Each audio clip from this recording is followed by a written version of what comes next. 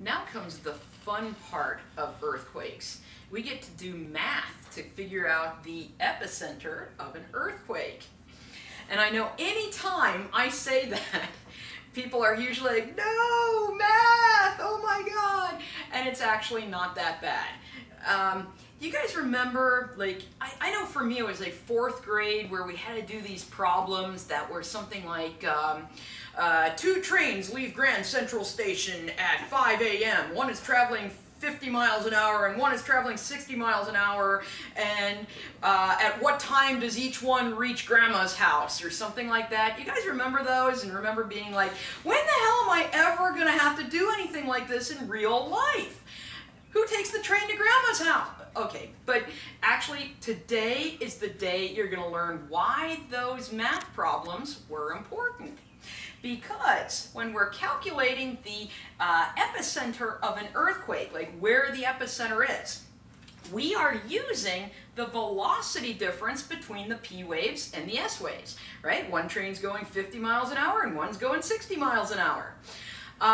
So here's how it works. The earthquake occurs at a place, right, where the energy is first released. And then those waves travel away from the earthquake to a seismograph where they're picked up. And so what you are going to end up doing is calculating the distance from where the earthquake started to your seismograph that recorded it. And we can use a very simple equation, which is distance equals rate times time.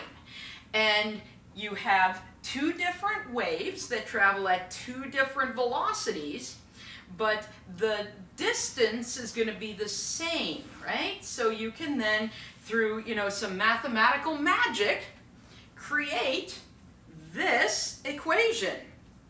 Okay, I know it looks like there's more letters than there are numbers, and this is math, and it's like I don't know, when the alphabet and numbers have a love child, you get equations like this. It's not actually that bad.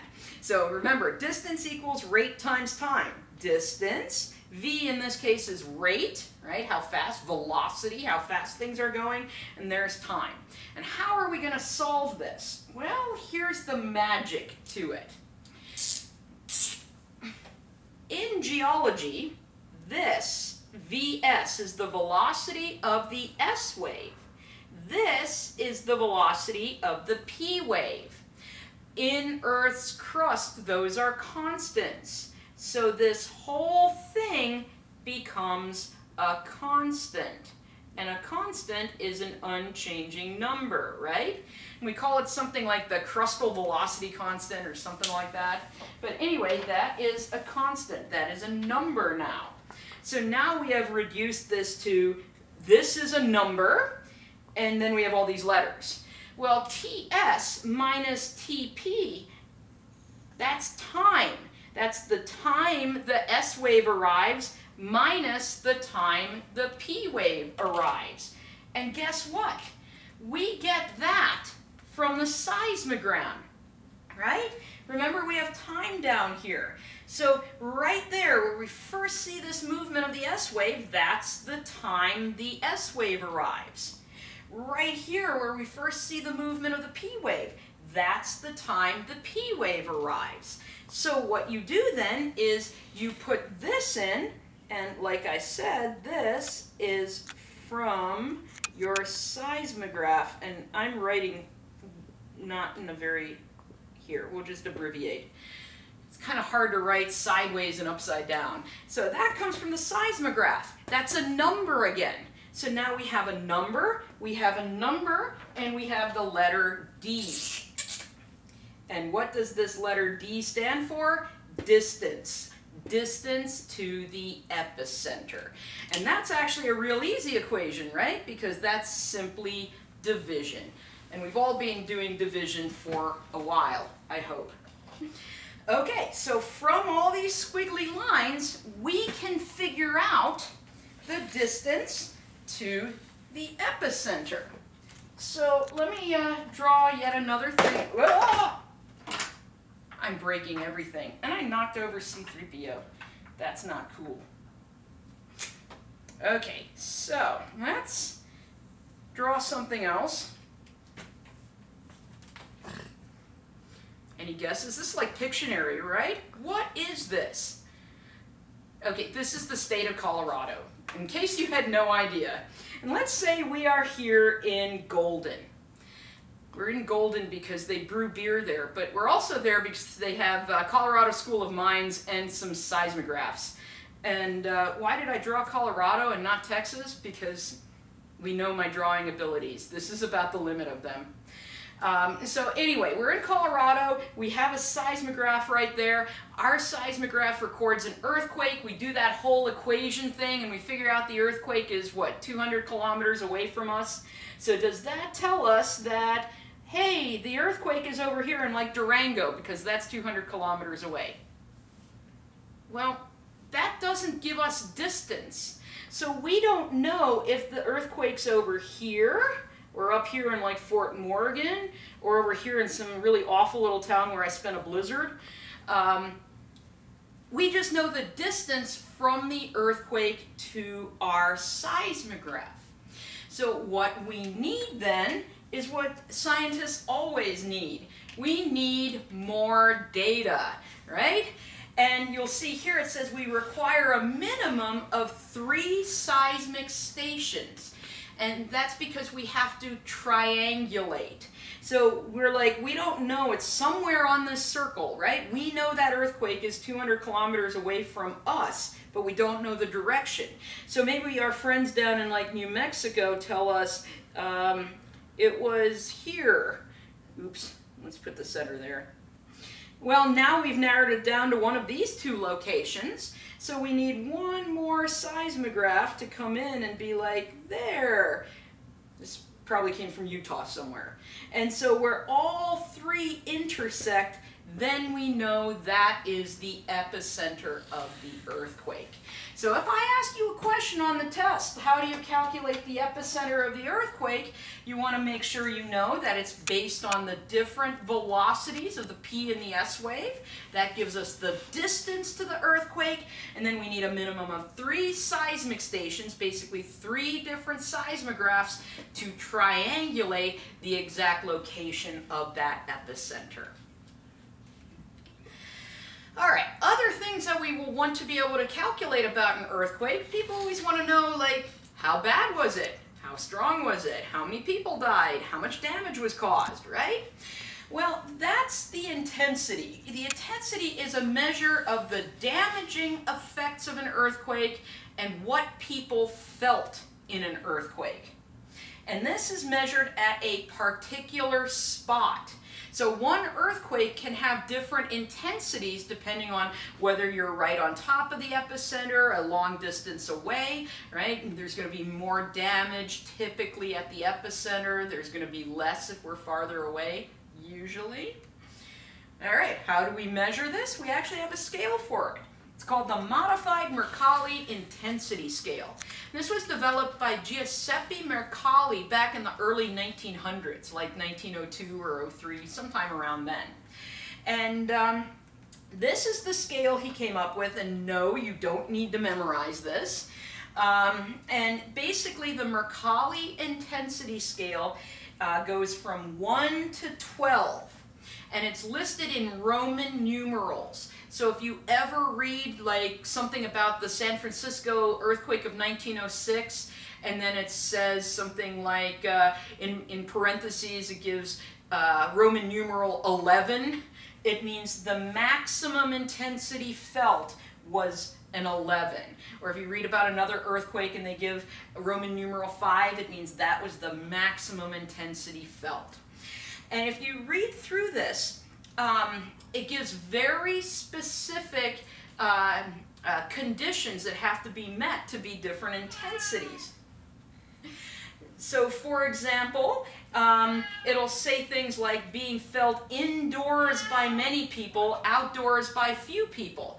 Well, part of the reason is when you're sitting inside, you're usually sitting down and you have stuff around you. And so you'll notice like the dishes rattling or lights swinging. Outside, you might be jogging, you might never notice that an earthquake happens.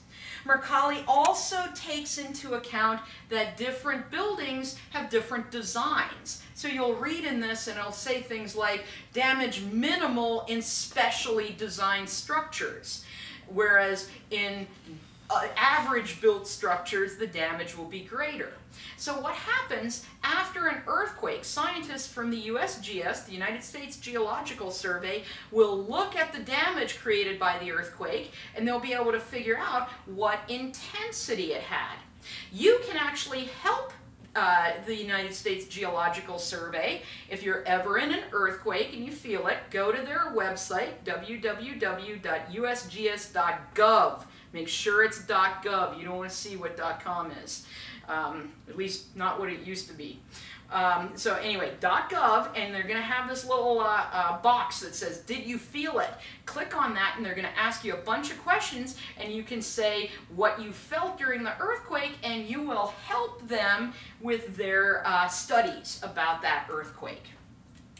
So what do we use this modified Mercalli intensity scale for? We can use it to study ancient earthquakes. Seismometers for measuring earthquakes haven't been around since only since the late 1800s. Earthquakes have been around a lot longer than that, and we can read what people experienced in older earthquakes and at least estimate kind of how strong those ancient earthquakes were. They can help us determine how the local geology affects the way the earthquake is felt. And it can help us estimate future hazards. So for example, when you take all of the data about the modified Mercalli intensity results, you can make a shake map. Basically a map that shows the intensity of the shaking, MMI, modified Mercalli intensity, and we go 1 to 10 plus. This is the map for the 1906 San Francisco earthquake. And the star marks where the epicenter was, but notice the people up here felt it even more intensely than the people at the epicenter. This made geologists say, what's going on up there that people felt it worse? So it kind of helps us understand how the geology affects the way an earthquake is felt. It also gives us an idea if a similar earthquake happens at this location, what can people expect? So if you're living down in the Monterey Bay area, which is right down here, you better be ready for like a 6 or 7 intensity. So it kind of lets people prepare for what they can come to expect in future earthquakes. Now, what are some drawbacks to this? Well, it is, in some cases, a little bit subjective. Right? Don't we all have our panicky friend who feels the tiniest thing and then it's the end of the universe as we know it? So they would answer the USGS survey and they'd be like, I thought the world was ending and we were all going to die. And then there's people like my brother who like slept through the San Francisco earthquake and was like, I didn't think anything was really bad. So, you know, there's going to be those outliers, and that's why the more people who respond to these, the better, because you can then figure out what most people felt and be like, okay, that's the panicky friend and that's my narcoleptic brother. So in any case, the modified Mercalli intensity scale has uses to it, but it can be a little bit subjective. So geologists are going to want a way to objectively measure an earthquake. And this comes down to what we call magnitude. Magnitude is the measure of the energy released in an earthquake. And so there's only one measurement for this. Unlike the intensity where it's like, well, in some places it was more intense, in some places less. This is an energy measurement, so one measurement for this. Most people are familiar with the Richter magnitude way of measuring earthquakes. And this is based on the largest wave recorded by a seismograph, and then you have to correct it for the distance, because just like if you throw a rock into a pond and you know the waves are going to be the biggest right where you threw the rock in, but they get smaller and smaller away, well, you have to correct for the earthquake waves getting smaller as you get farther from the epicenter. And this was developed by Charles Richter, who was an American seismologist working in California back in like the 20s and 30s. And it became a very popular way of measuring earthquake magnitude because it's really, really easy. You will have what's called a nomograph. A nomograph is where you have 3 graphs here. This one is basically your distance to the earthquake, right, which is related to the P wave and S wave arrival time. Over here we have the amplitude of the biggest earthquake wave that arrived. So let's say we're given this seismograph here, and there's our P waves, there's our S waves, and we'd be like, okay, the time interval between the P and the S waves is 24 seconds, which is right there. The highest wave recorded is 23, and so then we just draw a line connecting those two, and wherever it crosses, that's the magnitude of the earthquake. And you can see this has become really popular because once you are familiar with it, you can calculate the magnitude of an earthquake inside of like just a couple of seconds. But there is a problem with the Richter magnitude. It does have some drawbacks. This was designed for Southern California. It's really designed for where Richter was working. And let's face it, the geology of Japan or Indonesia or New Zealand or Alaska is not the same as the geology of California. And so it's not really designed to be used globally. The other thing is it's really not accurate for extremely large earthquakes. You might think, well, doesn't California get big earthquakes? Well, yeah, but not the biggest. The biggest earthquakes usually happen in subduction zones, not in places where you have that transform plate boundary like California. And so it consistently underestimates, it undercalculates how strong really big earthquakes are. And so if you're in California, sure, use this. But really, today, most scientists try not to use the Richter magnitude. They prefer to use a much more accurate way of figuring out the magnitude of an earthquake called the moment magnitude. This is the preferred scale used by seismologists today, and it's based on the shear strength of rocks. Remember the whole rubber band example? Well, different rocks are going to need different amounts of energy to deform them. That's the shear strength. It depends on the surface area of rupture. So when those rocks end up moving on the fault, the surface area is the area of rock that moves. You can imagine if more rock is being moved, that's going to need more energy. And then there's the amount of slip. Like, did the rocks move this far or did they move this far, right? Moving rocks just a couple of inches is not going to need as much energy as moving rocks several meters. And so we actually look at the real geologic circumstances of that particular earthquake and calculate the moment magnitude.